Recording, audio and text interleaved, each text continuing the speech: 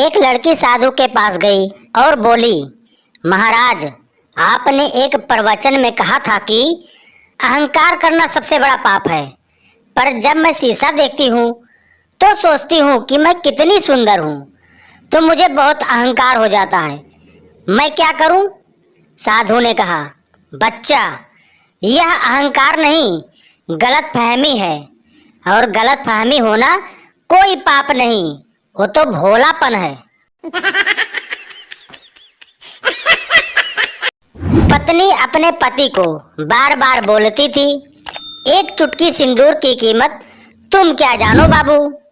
तो पति ने उसे अपने पास बिठाकर हिंदी में समझाया, देख, रसोई राशन में 13,000 रुपये, बिजली बिल 2,500 रुपये, पानी का खर्चा 1,000 रुपये, बच्चों की स्कूल का फीस लगता है 12,000 रुपये, ट्यूशन फीस लगता है 3,000 रुपये, मकान का EMI भरता हूँ 17,500 रुपये, मोबाइल खर्च में 1,500 रुपये, मेडिसिन में 1,500 रुपये, पेट्रोल 2,000 का, और अन्य खर्चा भी 6,000 हो जाता है। और ये सब इसलिए कि तेरी मांग में एक चुटकी सिंदूर भरा है, वरना 10,000 में मस्त जी रहा होता। इसलिए सुन, एक चुटकी सिंदूर की कीमत कम से कम 60,000 रुपये महीना है। आज के बाद चुप रहियो। एक भयानक मजाक। एक बार एक पति और पत्नी बगीचे में हाथ डाले घूम रहे थे। उसी टाइम एक शरारती बच्चा वहां से गुजरा और बोला, अंकल, कल वाली ज्यादा मस्त थी। पति 4 दिन से खाली पेट बगीचे में उस बच्चे को ढूंढ रहा है। पत्नी अपने बीमार पति को डॉक्टर के पास लेकर गई। डॉक्टर ने कहा कि इनको अच्छा खाना दो, हमेशा खुश रखो, घर की कोई भी प्रॉब्लम इनसे डिस्कस ना करो, फालतू की फरमाइशें करके इनकी चिंताएं मत बढ़ाओ, तो ये 6 महीने में ठीक हो जाएंगे। रास्ते में पति ने पत्नी से पूछा, क्या कहा डॉक्टर ने? पत्नी बोली, कुछ नहीं, अब डॉक्टर ने भी जवाब दे दिया है। शादी के 2 दिन बाद दूल्हा उस ब्यूटी पार्लर में गया जहां से उसकी बीवी ने शादी से पहले मेकअप करवाया था। उसने पार्लर वाली मैडम को एक iPhone 7 गिफ्ट किया, थैंक यू बोला और चला आया। मैडम ने खुशी खुशी फोन का डब्बा खोला तो उसमें नोकिया 1100 पड़ा था, साथ में पर्ची थी, सेम फीलिंग हेयर। 3 आलसी कामचोर एक साथ खाना खा रहे थे। खाने में नमक कम था तो सवाल यह उठा कि नमक कौन लाएगा। एक आलसी बोला, जो पहले बोलेगा वह नमक लाएगा। सब बैठे रहे, ना कोई बोला और ना ही किसी ने खाना खाया। 3 दिन गुजर गए और तीनों बेहोश हो गए। लोगों ने सोचा तीनों मर चुके हैं। अंतिम संस्कार की तैयारी हुई और पहले को जलाया जाने लगा तो वह बोल पड़ा, अरे मैं जिंदा हूँ। तभी बाकी 2 आलसी चिल्लाए, चल बेटा, अब नमक ला।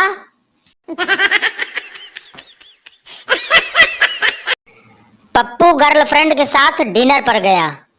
पप्पू ने गिलास में घूम रहे एक कीड़े को मार दिया। यह देख गर्लफ्रेंड चिल्लाई, कितने निर्दयी हो, मैं तो इतनी सेंसिटिव हूँ कि एक चींटी भी मुझसे मर जाए तो दुख होता है। तभी वेटर आ गया। Waiter, madam order. गर्लफ्रेंड, भैया एक चिकन तंदूरी ले आओ। बीबी ने पेंटर से अपना पेंटिंग बनवाया। फिर कुछ सोचकर पेंटर को कहा कि गले में 9 लखा हार भी बना दो। पेंटिंग बनने के बाद पेंटर ने पूछा, आपने ऐसा क्यों किया? बीबी बोली, कभी मैं मर गई तो ये दूसरी शादी कर लेंगे, नई वाली आएगी तो ये हार ढूंढेगी और नहीं मिलेगा तो झगड़ा होगा, तब मेरी आत्मा को सच्चा सुकून मिलेगा। इसे कहते हैं जिंदगी के साथ भी और जिंदगी के बाद भी। एक बार शर्मा जी अपनी बीबी के साथ कहीं जा रहे थे। रास्ते में उसे एक दोस्त मिला जिसे पुलिस ने पकड़ रखा था। शर्मा जी ने उससे पूछा, क्या हुआ? दोस्त बोला, मैंने अपनी बीबी को मार डाला। शर्मा जी बोले, सजा कितनी मिली? दोस्त बोला, 6 हफ्ते। शर्मा जी ने आओ देखा न ताओ, पुलिस की पिस्तौल छीनी और अपनी पत्नी को गोली मार दी।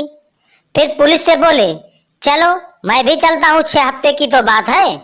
दोस्त बोला, अबे पूरी बात तो सुन लेता, 6 हफ्ते बाद मुझे फांसी है।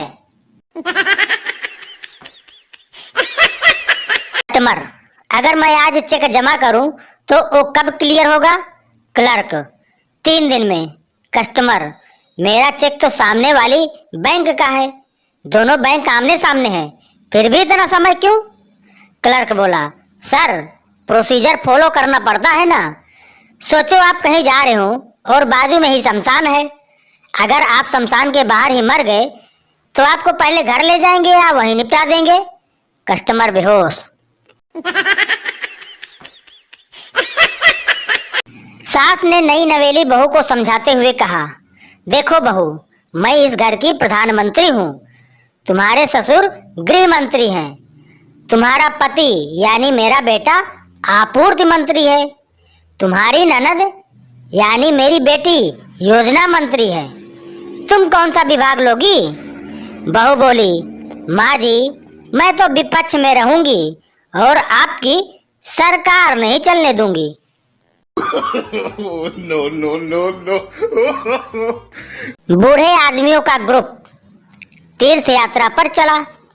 गाइड ने कहा, कल सवेरे जल्दी नहाकर दर्शन को चलेंगे और याद रहे यह तीर्थ यात्रा धाम है, इसलिए रास्ते में आजू बाजू औरत स्नान करती हुई दिखेगी, पर ध्यान मत देना वरना बहुत बड़ा पाप लगेगा, और अगर गलती से दिख जाए तो उसे नजरअंदाज करना और हरिओम बोलते हुए आगे बढ़ते रहना। दूसरे दिन जब वो चले तब वो थोड़ा ही चले थे कि एक बोला हरिओम, बाकी सारे एक साथ बोले किधर है किधर है। गाइड बोला, सालो तुम लोग नहीं सुधरोगे।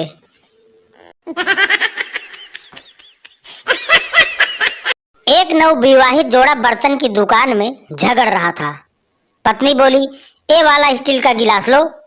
पति बोला, नहीं जरा और बड़ा गिलास लेंगे। तभी दुकानदार बोला, साहब जी महिला दिवस भले ही चला गया है, लेकिन मैडम जो कह रही हैं वही गिलास ले लीजिए ना। पति बोला, अरे भैया तुम्हें बेचने की पड़ी है, लेकिन इस छोटे से गिलास में मेरा हाथ घुसता नहीं, मैं इसे मांजूंगा कैसे? यह सुन दुकानदार की आंखों में आंसू आ गए। एक अमेरिकन अपने भारतीय दोस्त से मिलने आया और बातचीत में बोला कि आपके देश की महिलाएं कितनी महान हैं। भारतीय दोस्त ने पूछा, वो कैसे?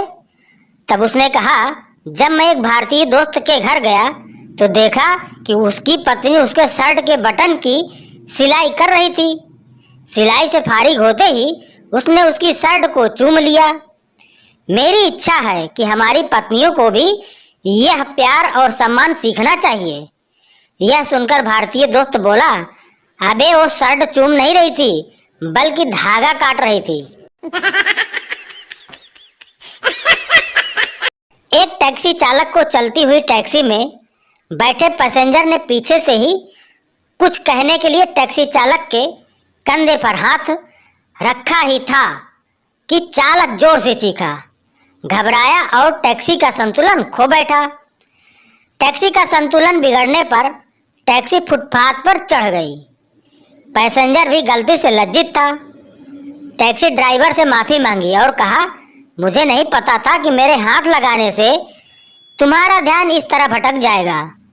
टैक्सी ड्राइवर ने चिढ़ने का या नाराज होने की बजाय बड़ी विनम्रता से कहा, भाई आपकी गलती नहीं है, वो क्या है कि टैक्सी चलाने का आज मेरा पहला दिन है। पिछले 15 साल से मैं मुर्दे ढोने वाली गाड़ी चला रहा था। पप्पू समंदर किनारे लेटा धूप ले रहा था। एक अमेरिकन बोला, आर यू रिलैक्सिंग? पप्पू बोला, no dear, I am Pappu. थोड़ी देर बाद एक दूसरा अमेरिकन वहां से गुजरा। वह बोला, आर यू रिलैक्सिंग? पप्पू चिल्ला कर बोला, आई एम पप्पू। फिर गुस्से में पप्पू वहां से उठकर दूसरी तरफ चला गया। वहां एक अमेरिकन सुंदरी लेटी थी। पप्पू ने उससे पूछा, आर यू रिलैक्सिंग? अमेरिकन सुंदरी बोली, yes I am relaxing. Pappu उसे एक तमाचा मार के बोला, तू यहाँ पड़ी है, उधर तुझे तेरे घर वाले ढूंढ रहे हैं।